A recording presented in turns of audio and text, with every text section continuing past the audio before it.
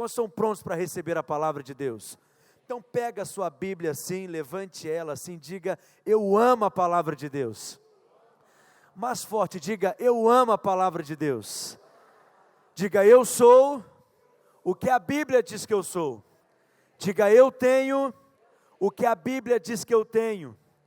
E eu posso fazer tudo aquilo que a Bíblia diz que eu posso fazer. Amém? Curve sua cabeça, vamos orar, feche os seus olhos.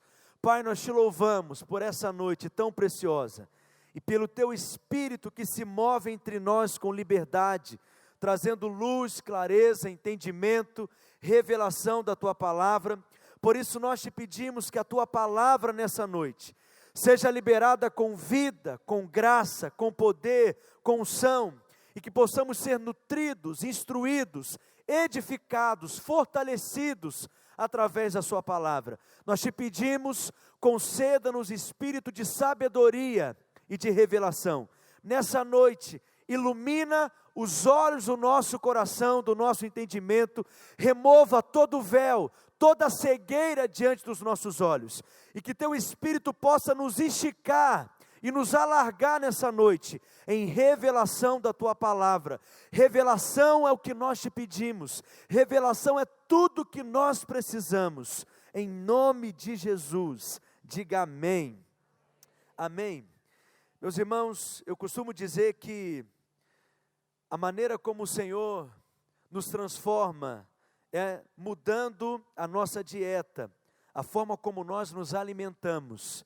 Na medida que nós nos enchemos da palavra, somos nutridos pela palavra, edificados pela palavra, a nossa alma é transformada e somos de glória em glória, transformados segundo a imagem de Jesus. Amém?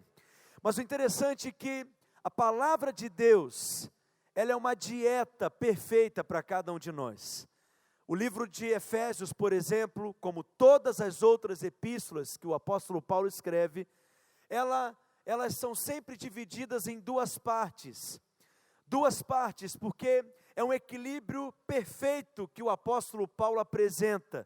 Por exemplo, em todas as suas epístolas, Paulo divide em duas partes. A primeira é o que nós chamamos de querigma, diga querigma. E a segunda parte é o que nós chamamos de didaquê, diga didaquê.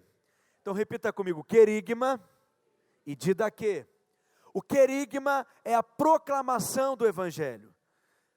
No querigma, o apóstolo Paulo sempre apresenta a redenção, como que a igreja foi gerada na eternidade, e ele então apresenta todo o Evangelho de Deus. Mas na segunda parte, nas suas epístolas, Paulo sempre fala sobre o didaquê. Ele sempre conclui com o didaquê, que é na verdade a forma prática de como viver o Evangelho, de como trazer essas verdades espirituais para a nossa vida e praticarmos o Evangelho no nosso dia a dia. Então, o livro de Efésios, como eu disse, não é diferente. O interessante é que em Efésios é considerada como a carta assim mais elevada que Paulo escreve, porque Paulo parte do ponto de partida, não é? Do ponto de vista que todos nós já estamos assentados em lugares celestiais em Cristo Jesus. E eu poderia dividir essa epístola em três partes. Do capítulo 1 ao capítulo 3, Paulo enfatiza que nós estamos assentados com Cristo nos lugares celestiais. E essa é a nossa posição hoje. Diga: eu estou em Cristo. Por isso eu estou assentado em lugares celestiais. Do capítulo 1 ao capítulo 3.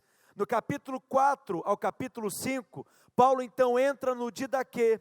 E ele fala como que nós devemos viver, praticar e trazer o Evangelho de Cristo para a nossa experiência. Paulo nos ensina como andar segundo a verdade do Evangelho. E a terceira parte, o capítulo 6 de Efésios, Paulo diz que nós devemos permanecer nessa posição que nós temos hoje em Cristo Jesus. Então preste atenção, eu não me considero assim um pregador, eu tenho um encargo muito grande pelo ensino da palavra. Eu creio que o Espírito Santo, ele quer te alargar nessa noite ainda mais em revelação dessas verdades espirituais. Então, quando eu pedi assim para os irmãos e as irmãs repetirem, não é porque eu quero ser chato, não. É porque o aprendizado vem também através da repetição. Amém? Então, nós dividimos essa epístola em quantas partes? 3 partes. E nós podemos dividir ou destacar essas 3 partes, nomeá-las, na verdade, com 3 verbos. Diga: sentar, andar e permanecer. Diga mais forte, diga: sentar, andar e permanecer. Quais são as 3 partes? Vamos falar? Sentar, andar e permanecer.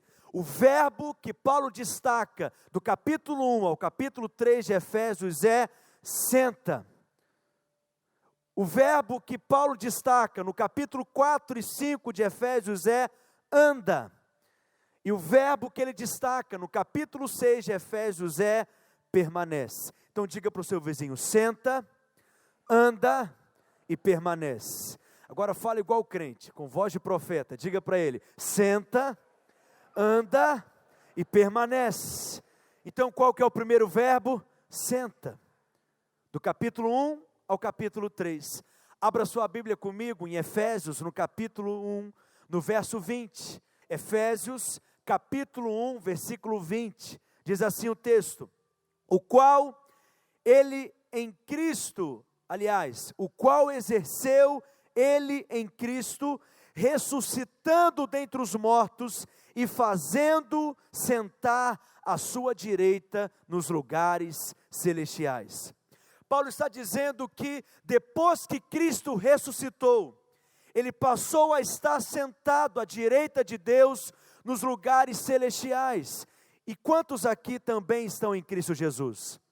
Quando você nasceu de novo, quando você nasceu de Deus, quando você nasceu do Espírito, essa passou a ser a sua posição.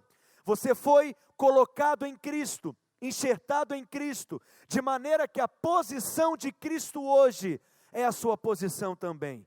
Então Paulo, no livro de Efésios ainda, no capítulo 2, no verso 6, ele diz assim: e juntamente com ele, Efésios capítulo 2, verso 6, e juntamente com ele nos ressuscitou, e nos fez assentar nos lugares celestiais em Cristo Jesus.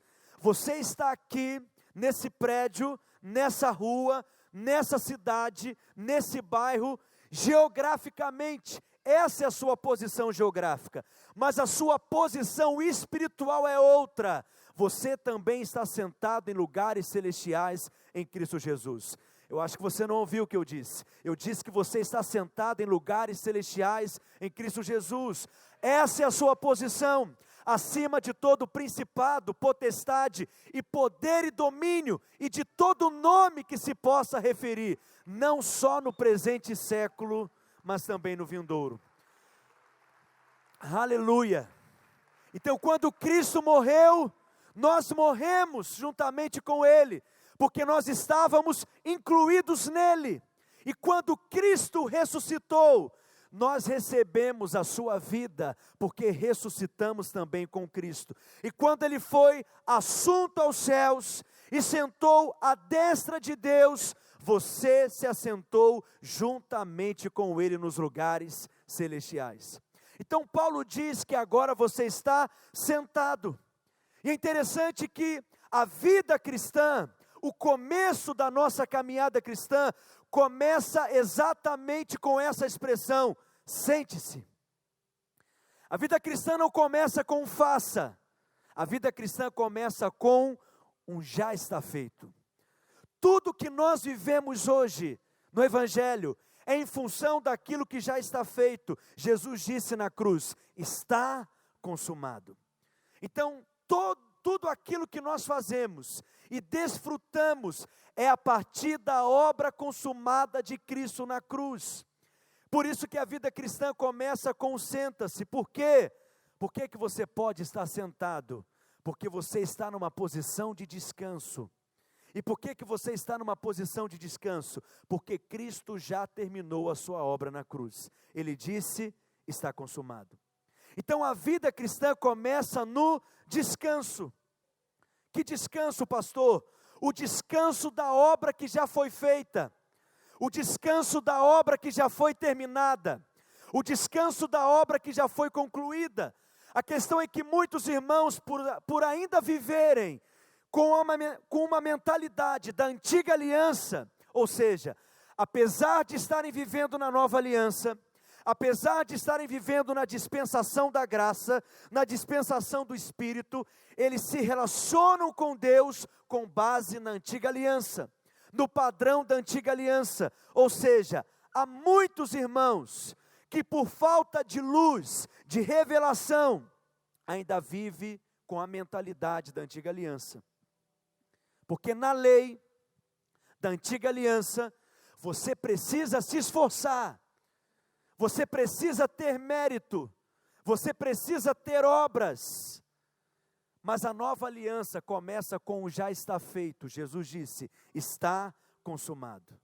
Então como que você pode diagnosticar, por exemplo, um crente que ainda vive com base na lei? É porque ele está se esforçando muito, para que um dia, quem sabe, ele se torne um crente fiel. Ele se esforça muito, trabalha muito, para que um dia, quem sabe, ele se torne santo. Mas preste atenção, você não fará algo, porque Cristo já fez. E esse é o ensino do Novo Testamento, porque quando Cristo morreu, Ele pegou o meu e o seu pecado e colocou nele mesmo. O Pai pegou o nosso pecado e colocou sobre Cristo. E pegou a justiça de Cristo e colocou sobre nós. E essa é a grande troca do Calvário. Então qual é o ensino do Novo Testamento? Nós fomos incluídos em Cristo. Então se você nasceu de novo, está em Cristo, a vida cristã então começa com a obra que já foi consumada na cruz. E essa é a sua posição hoje. Então veja, é totalmente diferente. Você começa a caminhar da onde Cristo completou a sua obra. Você começa a viver da onde Cristo terminou a sua obra. Da onde Ele disse que está pronto, está feito, está consumado. E Ele diz que agora você é justo. Então a sua justiça não é o seu comportamento. A sua justiça não é algo que você possa fazer. Você não é declarado justo porque tem boas obras. Deixa eu te dizer, a sua justiça é uma pessoa, a sua justiça é Cristo. Só há um, na verdade, que é justo, e é Cristo. Você é declarado justo porque você foi colocado em Cristo, e a justiça de Cristo é estendida sobre você. Ou seja, está feito. Você é justo. Então você não tem que se esforçar para ser justo. Na verdade, você só tem que viver de acordo com aquilo que você já é, de acordo com a sua nova realidade, natureza. Ou seja, eu vou viver como justo, porque eu sou justo. Eu vou viver em santidade, porque eu já sou santo. Essa é a minha posição. Eu estou em Cristo. Ou seja, você começa a partir daquilo que Cristo já fez. E Ele disse que a obra já está completa. É como no Éden, por exemplo. Deus trabalhou e criou tudo em 6 dias. No 6º dia, Ele criou o homem. E no 7º dia, diz a Bíblia que Ele descansou. Agora, por que descansou? Deus se cansa? Depois de ter feito tudo, criado tudo, deu tanto trabalho a criação. Estava ali tanto calor com o sol, depois de ter feito o sol, que Deus ficou cansado, esgotado e precisou descansar. Preste atenção, Deus não se cansa, mas por que Ele descansou? Porque descanso na Bíblia não está relacionado com o cansaço físico, com o esgotamento físico. Descanso na Bíblia está relacionado com o desfrute, com o deleite. Deus criou todas as coisas para depois desfrutar daquilo que Ele criou. Agora, se o homem foi criado no 6º dia, o primeiro dia então do homem foi o 7º dia, exatamente o dia do descanso. Agora eu fico imaginando Adão, acordando ali, levantando no 7º dia, dizendo para Deus: Pai, o que nós faremos hoje? Qual que é o trabalho que nós temos que fazer hoje? Qual que é a nossa obra para hoje? E de repente o Pai fala para Adão, dizendo: Adão, meu filho, hoje é dia de descanso. Hoje eu tirei o dia só para estar com você e para desfrutar de você. Eu creio que é por isso que nós gostamos tanto de feriado, já nascemos no descanso. Já nascemos no feriado. Olha que bênção. Por que Deus cria o homem no 6º dia? Porque Deus cria o homem quando tudo já estava pronto.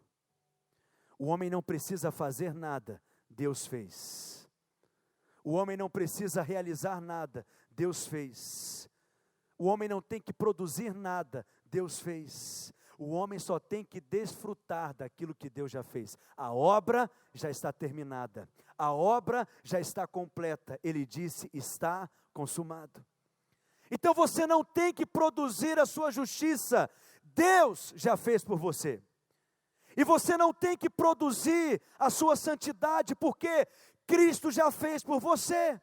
Então você começa a caminhar da onde Cristo terminou. Você começa a andar da onde Cristo já fez e concluiu. Adão veio quando Deus terminou a sua obra. O interessante é que esse mesmo exemplo nós podemos ver no Antigo Testamento também com o povo de Israel. Abra sua Bíblia, por favor, em Deuteronômio, capítulo 6, no verso 10. A Bíblia fala que Deus tira o seu povo do Egito e conduz o seu povo até a terra de Canaã, que emana leite e mel, mas quando eles chegam ali, já estava tudo pronto para eles. Olha o que o texto diz: havendo-te, pois, o Senhor teu Deus introduzido na terra que sob juramento prometeu a teus pais, Abraão, Isaque e Jacó, te daria grandes e boas cidades. E o versículo no final diz que tu não construístes, que tu não edificastes. Ou seja, o povo herdou uma nação pronta. O povo herdou uma terra pronta. E é assim também que você começa a vida cristã. Já está pronto. Mas para desfrutar, você precisa desfrutar em fé. Só que muitos, por exemplo, estão tentando lá na frente serem salvos. Acredite em mim, você começa a vida cristã como salvo, porque você nasceu de novo, você nasceu de Deus. Amém, meus irmãos? E se eu sou salvo, eu vivo como salvo. Se essa é a minha realidade, eu vou andar à altura daquilo que eu sou. Só que infelizmente muitos crentes estão ainda tentando conquistar a sua salvação. Alguns ainda estão tentando se tornarem santos. Você não se torna santo, você já é santo. Você se santifica. Você se santifica porque você já está separado para Deus. Mas essa é a sua posição. Alguns estão tentando ainda serem justos, se esforçando para serem aceitos diante de Deus, se esforçando para serem aprovados por Deus. Acredite em mim, você já é, você não vai se tornar, então viva como você já é. Só que por não nos enxergarmos assim, nós interpretamos e enxergamos o amor de Deus, por exemplo, com base nas circunstâncias. Você fica igual uma criança brincando de bem me quer e mal me quer. Você acorda pela manhã, sua esposa preparou um café da manhã poderoso para você na cama, você diz, bem me quer, eu sou abençoado, aleluia. Aí você sai para trabalhar, seu carro quebra no trabalho, indo para o trabalho, aí o que você diz? Mal me quer, não sou abençoado. Aí você chega no trabalho, descobre que o seu patrão resolveu te promover e triplicar o seu salário, o que você diz? Bem me quer, eu sou amado. Aí você chega em casa, descobre que a sua esposa está nervosa, chateada com algo que provavelmente você deixou de fazer. O que você diz? Mal me quer. Porque você depende que o bem me quer ou mal me quer, você entende que o bem me quer ou o mal me quer depende de algo que você possa fazer. Mas não há nada que você possa fazer para Deus te amar mais. Assim como não há nada que você possa fazer para Deus te amar menos.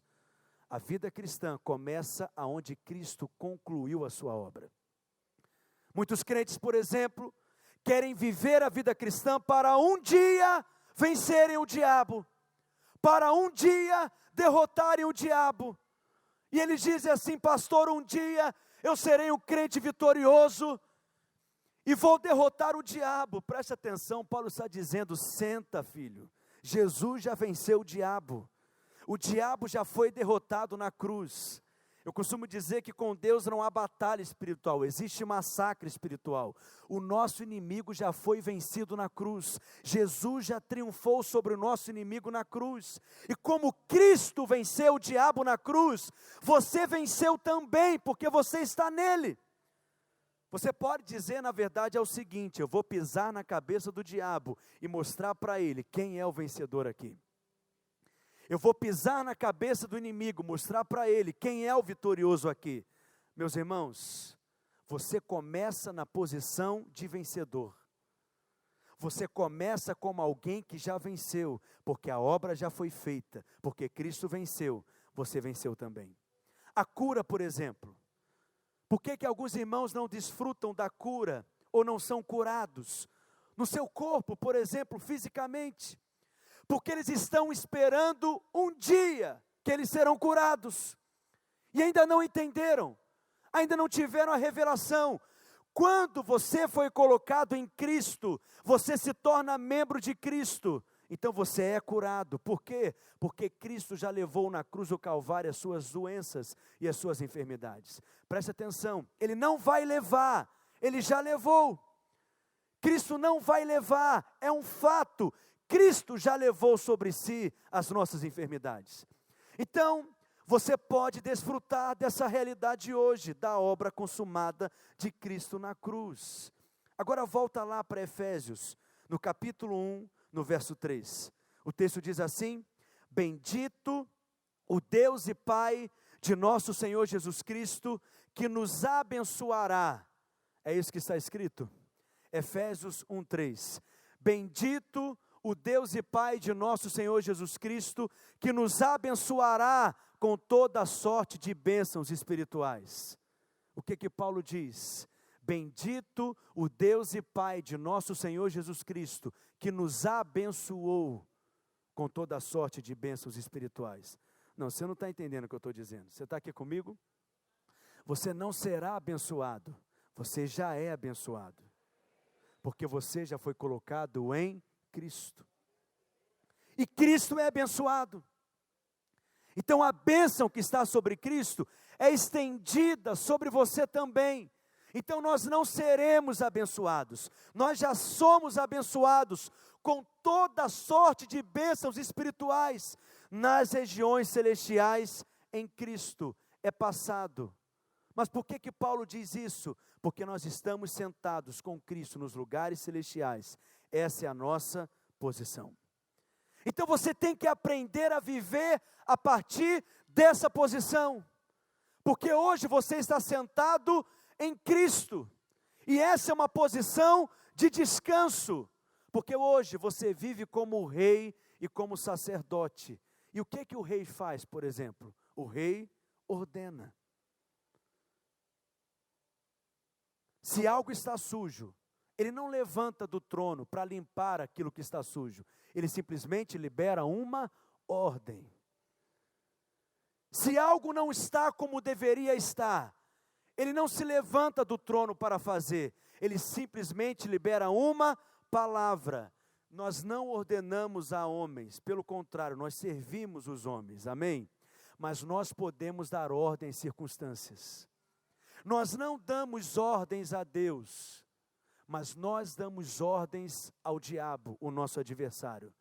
Você não tem que sair para fazer acontecer. Você está sentado no trono, e nessa posição do trono, você libera a palavra, confessa a palavra, dá ordem às coisas, dá ordem às circunstâncias, dá ordem ao seu adversário, dá ordem ao seu inimigo, a partir de qual posição? Do trono. Então libere a ordem, exerça o comando, exerça a autoridade. A fé é liberada na medida que você confessa e declara. Essa é a maneira bíblica de nós liberarmos fé de acordo com o Novo Testamento. É crendo e falando. Nós temos o espírito da fé, por isso eu criei e falei. Nós cremos, por isso nós falamos. Amém, meus irmãos?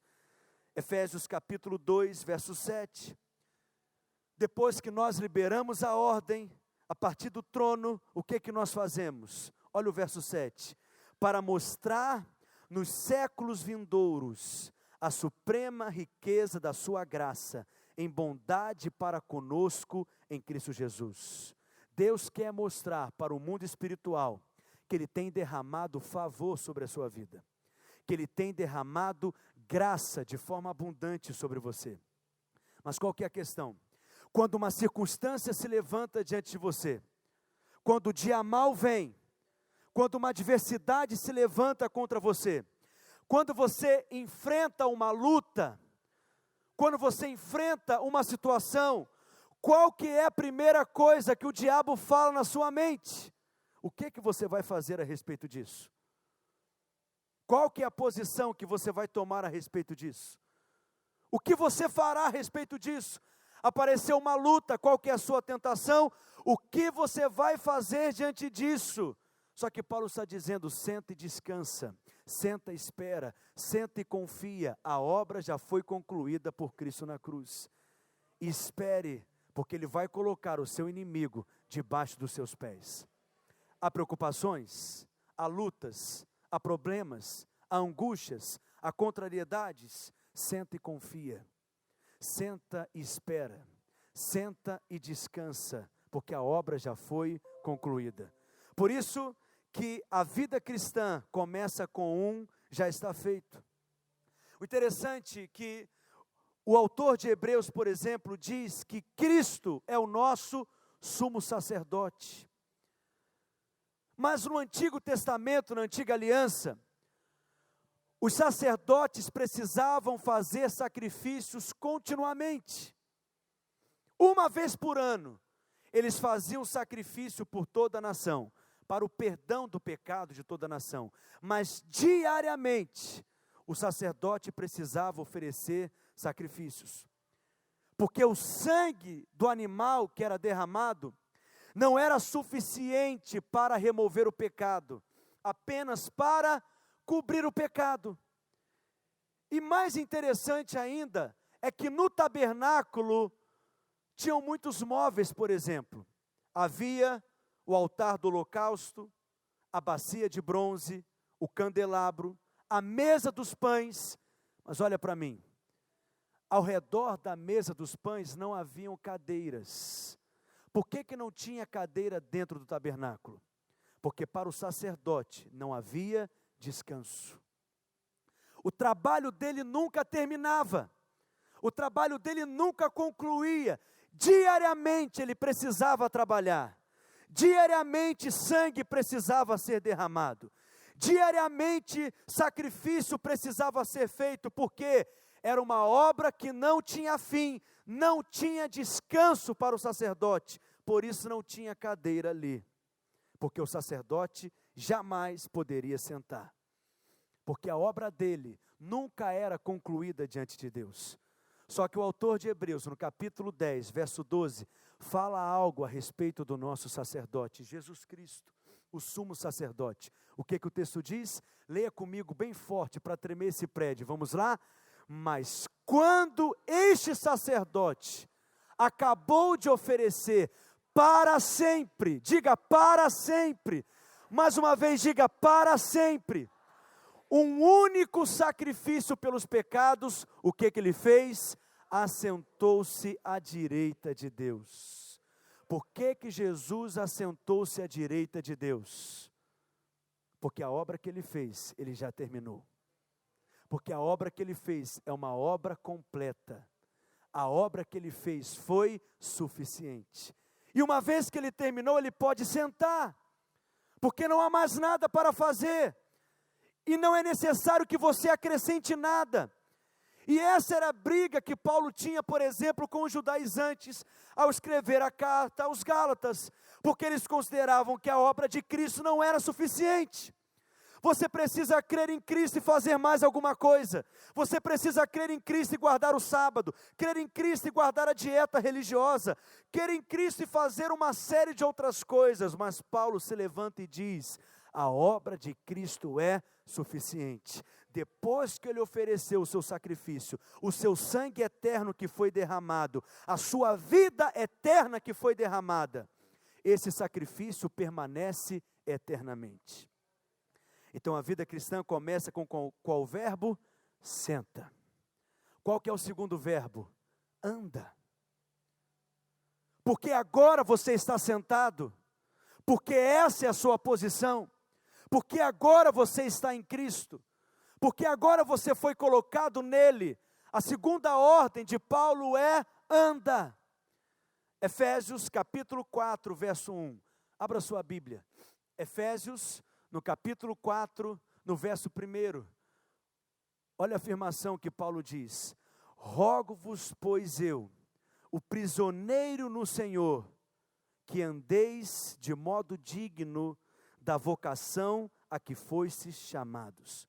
O sentar-se é a base do andar, porque você está sentado, você foi chamado por Deus, Ele te deu uma vocação, Ele te chamou para algo, Ele te chamou para fazer parte da família dEle, Ele te chamou para ser filho dEle, e hoje você faz parte da nobreza. E quem é da nobreza tem comportamento de nobre. Quem é da nobreza anda diferente dos demais. E aí Paulo diz: ande como príncipe, ande como nobre, ande como rei, ande como filho da realeza, ande de maneira correta agora, ande de modo digno, de acordo com a vocação a que foste chamados. Essa é a exortação de Paulo. Só que o nosso andar é com base naquilo que já foi feito. Então não é com base numa lei, é com base naquilo que Cristo já fez. Então na nova aliança, nós andamos de acordo com a nossa vocação, porque essa hoje é a nossa posição. Você começa a vida cristã em Cristo, e você vive a vida cristã também em Cristo, andando à altura daquilo que você é em Cristo Jesus. Só que pela manhã, eu compartilhei aqui, por exemplo, que uma estratégia do diabo é o que nós chamamos de introspecção. O diabo faz com que você olhe para si mesmo, tentando encontrar alguma coisa boa em você. Só que você não é aceito por Deus com base em algo que você possa fazer. Vou dar mais um exemplo da antiga aliança. O sacerdote, quando ele oferecia o sacrifício, como que funcionava essa prática no Antigo Testamento? O ofertante pegava o animal que seria oferecido como sacrifício, levava até o sacerdote, e o que o sacerdote fazia em seguida? Deixa eu te perguntar. Ele examinava, ele avaliava a qualidade do ofertante ou a qualidade da oferta. Ele examinava o ofertante ou a oferta. O que ele examinava? A oferta. E se ela não tivesse defeito, ela poderia ser aceita. E aí, o ofertante pegava e estendia sua mão sobre aquela oferta, aquele animal, de forma que o pecado dele então era transferido para aquele animal, e a pureza daquela oferta que foi aceita era transferida então para o ofertante, e o sacrifício então poderia ser feito. Quando você se achega aqui para cultuar, o Pai está olhando para a qualidade da sua oferta, ou está olhando para você que é o ofertante? Ele está olhando para a sua oferta. Da mesma forma, e qual que é a sua oferta? é Cristo. Você se achega na presença de Deus confiando em Cristo. Você é bem recebido na presença de Deus porque você está em Cristo. Então não olhe para você, não tem a ver com você, tem a ver com a qualidade da oferta, que é Cristo. Cristo é o seu representante. Deus sempre trabalha com representante. E Cristo é o nosso representante. E porque nós estamos nele, nós andamos à altura daquilo que nós somos. É por isso que aqueles que usam a graça, o evangelho da graça, como desculpa para viverem uma vida torta e no pecado, eles não tiveram revelação da graça de Deus. Porque a graça não é permissão para pecar, a graça é provisão para não pecar. Não tem outra maneira de ter vitória sobre o pecado, se não for confiando na graça de Deus. Por isso que quanto mais você se enxerga em Cristo, e quanto mais você anda à altura daquilo que você é em Cristo, você tem vitória sobre o pecado na sua vida. Porque a vitória sobre o pecado não é conquistada com a força do braço. A vitória sobre o pecado é recebida pela fé, através das mãos de Deus. Diga amém. Então Paulo, ele exorta exatamente dessa forma os irmãos ali, na igreja em Éfeso, sempre reafirmando a posição que eles possuem em Cristo Jesus. Então eu vou pedir, te convidar para rapidamente você abrir alguns textos comigo, como por exemplo, Efésios capítulo 4, no verso 25. Efésios capítulo 4, verso 25. O texto diz assim, Efésios 4, 25, por isso, deixando a mentira, o que Paulo diz em seguida? Fale cada um a verdade. Efésios 4, 25, por isso, deixando a mentira, fale cada um a verdade com o seu próximo. Paulo estabelece aqui algum mandamento, ele está dizendo não mentirás. Por que Paulo está dizendo que nós devemos falar a verdade? Porque nós somos membros uns dos outros. Seu irmão está ligado a você. Você está conectado com o seu irmão em Cristo. Nós temos uma vida única. A vida de Deus circula em nós. Então fale a verdade, porque você é um com o seu irmão. E quando você fala mentira, você quebra a confiança, você quebra relacionamentos. Então, porque você é um com o seu irmão, não fale a mentira, fale a verdade. Você consegue perceber a maneira como Paulo exorta? Olha o verso 26 em seguida. Irai-vos e não pequeis. Não se ponha o sol sobre a vossa ira. Verso 27. Nem deis lugar ao diabo. Qual que é a exortação de Paulo? Você não deve ficar irado. Mas por que você não deve ficar irado? Preste atenção, a Bíblia não nos emburrece. Paulo apresenta uma lógica bíblica, ele diz, não fique irado, porque se você ficar irado, você vai dar lugar ao diabo. Não dê lugar ao diabo na sua vida, não dê espaço para o diabo na sua vida, não permita que o diabo encontre espaço na sua vida.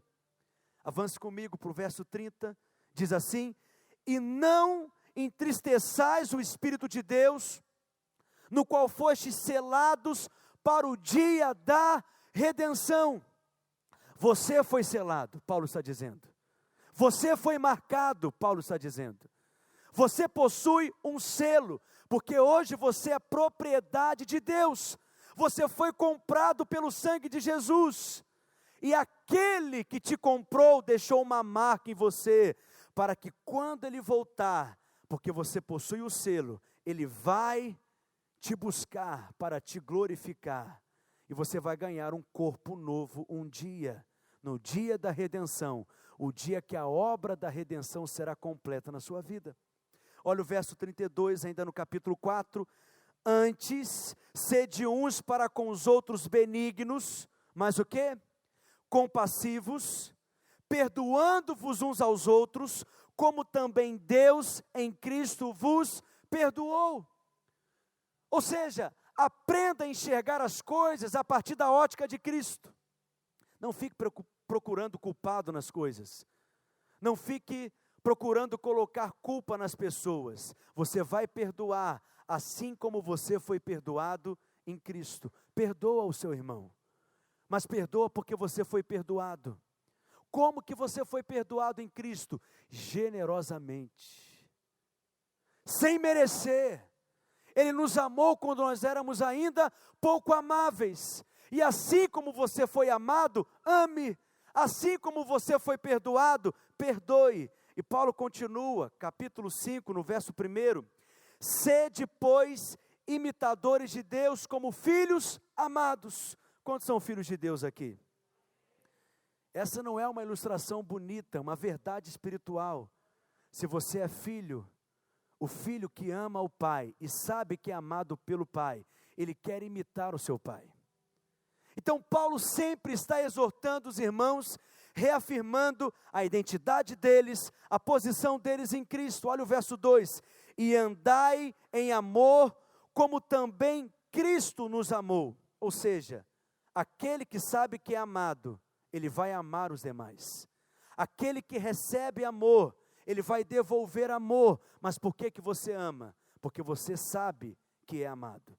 Mas a impudicícia e toda a sorte de impureza ou cobiça, nem sequer se nomeia entre vós como convém a santos. Verso 4, nem conversação torpe, nem palavras vãs ou chocarrices, coisas essas inconvenientes, antes, pelo contrário, ações de graças.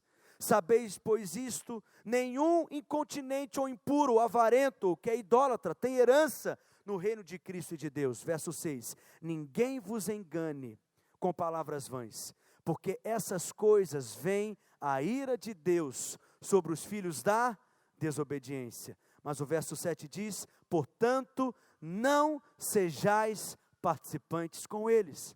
Verso 8, pois outrora eres trevas, porém agora sois luz no Senhor. E Paulo continua dizendo, andai como filhos na luz. Pula para o verso 18, por favor. Efésios capítulo 5, verso 18. E não vos embriagueis com o vinho, no qual há dissolução. Mas o que Paulo diz em seguida? Mas enchei-vos do Espírito. Paulo está dizendo, não fique embriagado com o vinho. Não se embriague com o vinho. Não se embriague com a bebida alcoólica. Se embriague do Espírito, é muito melhor. Não se encha do vinho a ponto de ser controlado pelo vinho, mas se encha do Espírito ao ponto de ser governado, dominado, controlado pelo Espírito.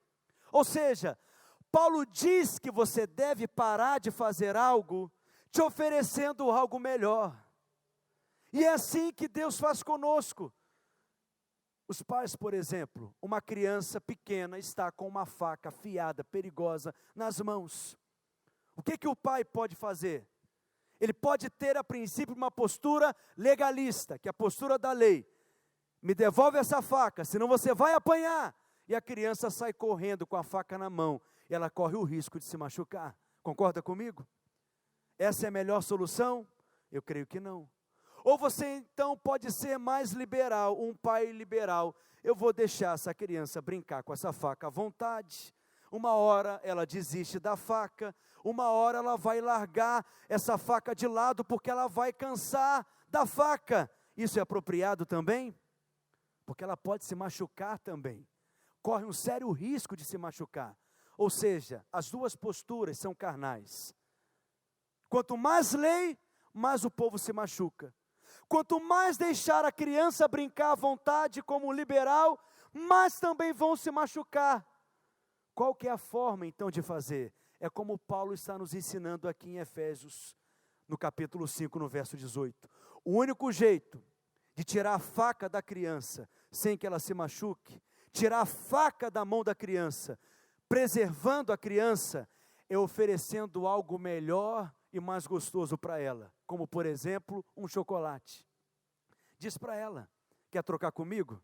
Você me dá a faca e eu te dou um chocolate. O que ela vai fazer? Te devolve a faca. E o que você entrega para ela? Algo melhor, algo mais gostoso. Isso vai salvar a criança. Isso vai guardar a criança. É o que Paulo está dizendo.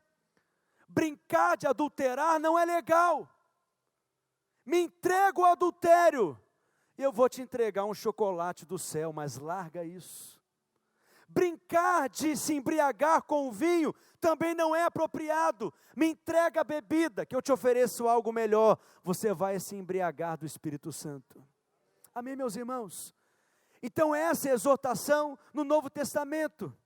O interessante é que, a partir do capítulo 5, Paulo vai nos ensinar então, como que deve influenciar os nossos relacionamentos, a posição que nós temos hoje em Cristo.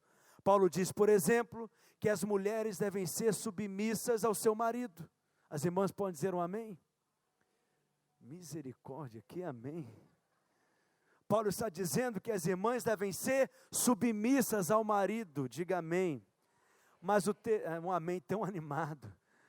Mas devem ser submissas ao marido como ao Senhor.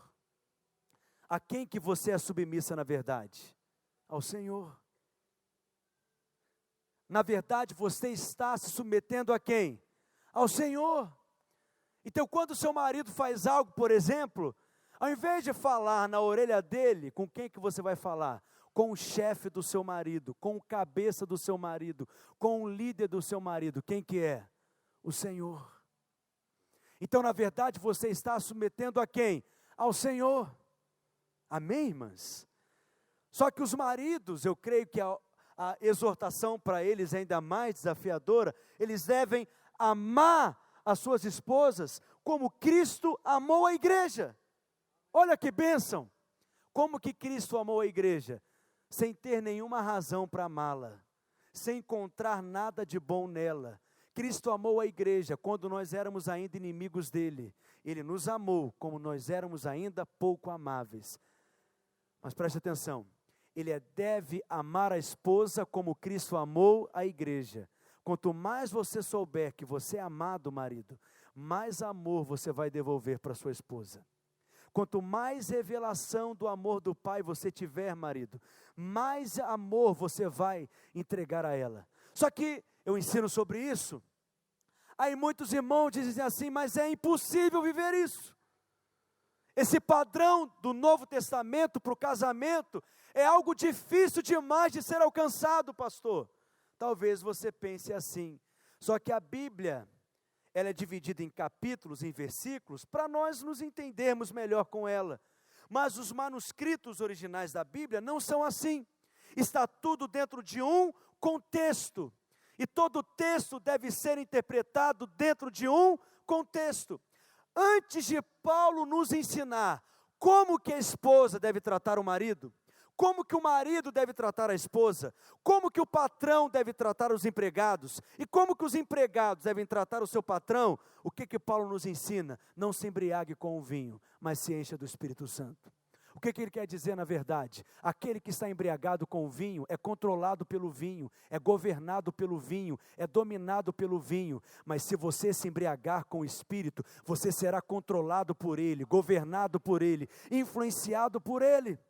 E aí sim, mulher, você vai conseguir ser submissa ao seu marido como ao Senhor. Ou seja, não é na carne, não é na força do braço, não é no esforço próprio. Se você como casal viver um casamento cheio do Espírito, esse padrão vai ser uma consequência natural para você, e você vai desfrutar do céu dentro da sua casa.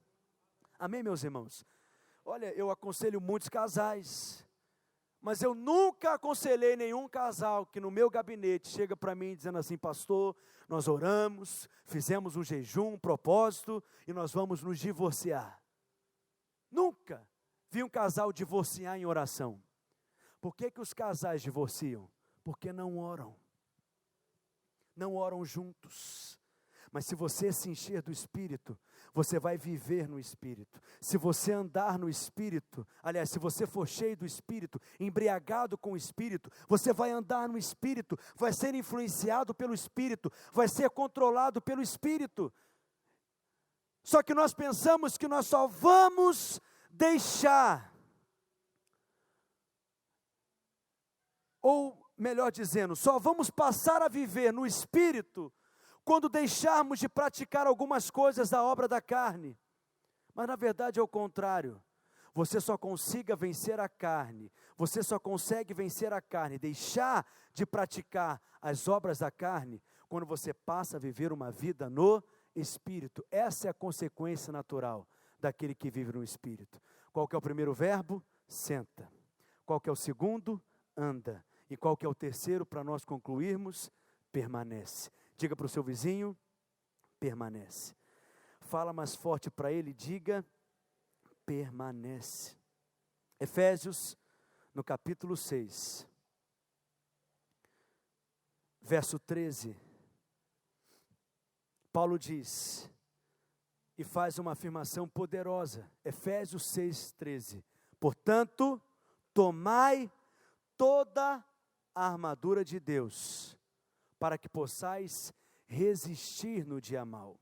E depois de terdes vencido algumas coisas, você está aqui? Depois de ter vencido metade das coisas, o que o texto continua dizendo? Depois de terdes vencido tudo, o que ele diz? Permaneça como inabalável. Diga para o seu vizinho, depois de vencer todas as coisas, você vai permanecer inabalável. Fique de pé no seu lugar. Depois de terdes vencido tudo, permaneça inabalável.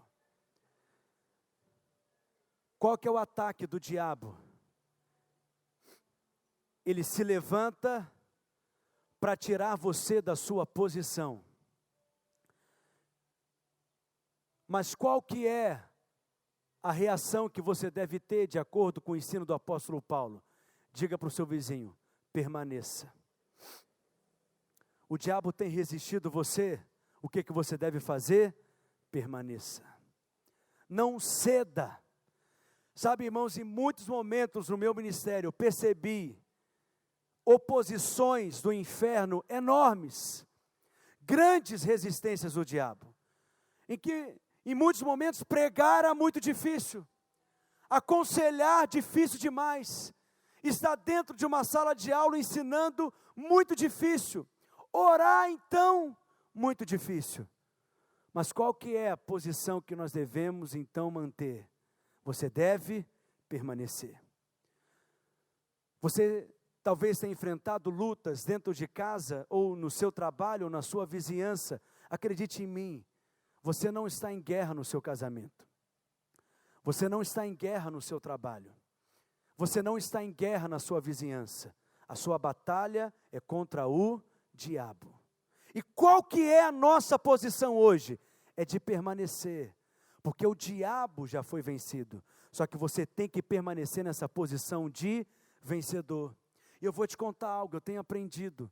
Em muitos momentos, talvez uma das maiores estratégias na batalha espiritual é se fazer de surdo e permanecer. É não ver, não dar ouvidos, ou não dar crédito àquilo que o diabo está fazendo, e permanecer. Eu tenho ouvido muitos líderes, pastores dizendo assim, mas essa obra tem acabado comigo, esse ministério tem acabado comigo, a igreja tem acabado comigo, com o meu casamento, com o meu dinheiro. Preste atenção, seu inimigo não é a obra de Deus, seu inimigo não é o ministério, não é a igreja, o seu inimigo é o diabo. Mas quando o diabo se levantar para resistir você, permaneça. Algumas pessoas falam assim para mim, pastor, é pecado assistir filme de terror? Eu falo, nem o diabo gosta. Porque o diabo não gosta de nada em que ele é muito visto e percebido. Porque ele é a serpente. E qual que é a estratégia da serpente? Não é a velocidade de um guepardo. Não é a força na mandíbula como um leão. A estratégia da serpente é não ser vista. É não ser percebida. É a camuflagem. O diabo não quer ser visto. E aí muitos líderes, eu tenho visto, que acabam distorcendo as coisas. O inimigo que deveria ser o diabo, passa a ser a obra de Deus. O inimigo que deveria ser o inferno, passa a ser o ministério. Preste atenção, Deus não te deu um ministério para acabar com você. Deus te deu um ministério porque Ele está interessado em te abençoar. Deus não te deu um ministério para acabar com o seu casamento. Quando Ele te deu um ministério, Ele pensou em abençoar o seu casamento. Só que você precisa enxergar onde está a serpente. E o Senhor vai te mostrar nessa noite aonde está a serpente no seu ministério. Aonde a serpente está agindo na sua casa, nas suas finanças, no seu casamento, no seu trabalho, nos seus negócios, para que você possa permanecer nessa posição de vencedor. A sua batalha é contra o diabo. E você vai ver o seu inimigo debaixo dos seus pés. Porque em breve, diga em breve, mais forte, diga em breve, o Deus da paz esmagará a Satanás debaixo dos nossos pés. Debaixo dos nossos pés.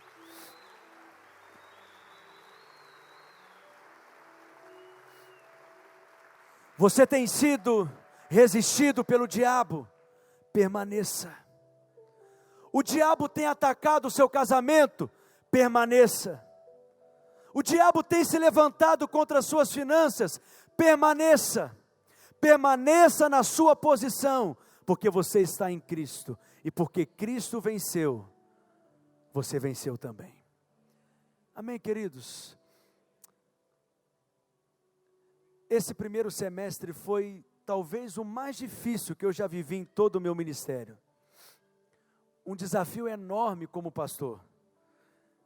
Todos os dias eu lido com contrariedades, mas esse primeiro semestre, um desafio enorme. Às vezes eu dizia assim: Pai, a tua palavra diz, o pão nosso de cada dia nos dai hoje, mas bem que o Senhor já podia me dar o pão do mês inteiro logo. Mas o Senhor é sábio, Ele quer que você dependa dEle. Ele quer que você recorra a Ele, todos os dias, que você confie nele, e Ele é Pai, e Ele quer que você viva essa vida de dependência. Mas por que eu estou falando isso? Porque quando muitas pessoas diziam para mim, o que você vai fazer diante disso? Qual que vai ser a maneira como você vai resolver isso? Qual que é a solução para isso? Eu simplesmente dizia, todas as coisas cooperam para o bem daqueles que amam a Deus. Se não está cooperando para o seu bem ainda, é porque ainda não chegou no fim, ainda não terminou, porque no final, todas as coisas vão cooperar para o seu bem. Você entende isso? Aí as pessoas, quando eu falava isso, diziam, então como que Deus vai fazer? Eu dizia, eu também não sei. E não é sábio perguntar para Deus como que Ele fará as coisas. Apenas confie, apenas descanse. E aí o Senhor trouxe luz no meu coração, o Salmo 23. E aí meditando nesse Salmo, que eu já preguei nele e já meditei nele tantas vezes, eu tive uma luz, como eu brinco, uma revelação revelada das revelitudes profundas, das profundezas aprofundadas. Salmo 23 diz o quê? O Senhor é o meu pastor, e nada me faltará. Ele me faz repousar em pastos verdejantes. Ele me leva junto para águas tranquilas, e Ele me guia pelas veredas da justiça. Qual que é o pronome? Ele. Ele, diga Ele. Ele te leva a águas tranquilas. Ele te faz descansar em pastos verdejantes, e Ele te guia pelas veredas da justiça. Só que o Salmo não termina assim, continua dizendo o quê? E ainda que eu ande, qual que é o pronome agora? Eu. Ainda que eu ande pelo vale da sombra da morte, o seu pastor não te conduz para o vale da sombra da morte. Ele só te leva para pastos verdejantes e águas tranquilas. Ele só te guia pelas veredas da justiça, mas de vez em quando, você resolve dar uma volta no vale da sombra da morte. Preste atenção. O Salmo diz que não foi ele que te levou, foi você que foi. Só que aí muitos se sentem acusados pelo diabo, porque o diabo fala na mente deles o quê? Agora se vira. Você arrumou esse problema, agora você está sozinho. Deus não te levou para lá, você resolveu ir. Agora você sozinho nisso. Mas o que o salmista continua dizendo? Ainda que eu ande pelo vale da sombra da morte, tu estás comigo. E a tua vara e o teu cajado me consolam. Você não está sozinho. O diabo tem resistido você, Eu percebo isso no meu espírito. Pessoas aqui que estão enfrentando grandes resistências espirituais. Permaneça na posição, porque o seu adversário, em algum momento ele vai ceder. E o ambiente vai ser liberado novamente. E você vai florescer, você vai frutificar. Como o Senhor fará, eu não sei.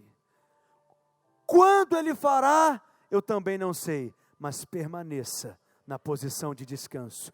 Diga então para o seu vizinho: senta, anda e permanece. Mais uma vez diga: senta, anda e permanece. Mais forte, diga para ele, para o irmão que está atrás de você ou do seu lado, enfim, diga: senta, anda e permanece. Erga a sua mão para o Pai nessa hora.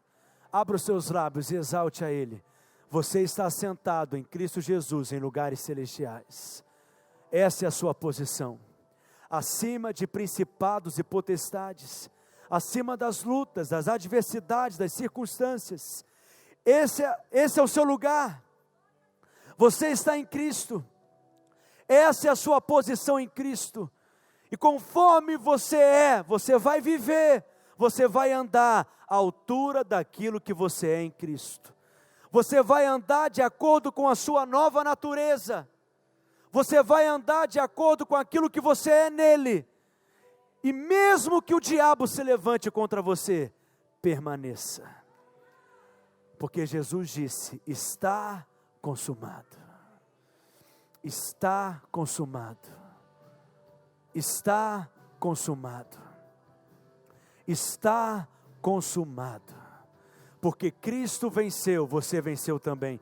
Abra os seus lábios, adore ao Senhor, exalte a Ele, faça isso com todo o seu coração. Exalte a Ele, louve a Ele, adore-o.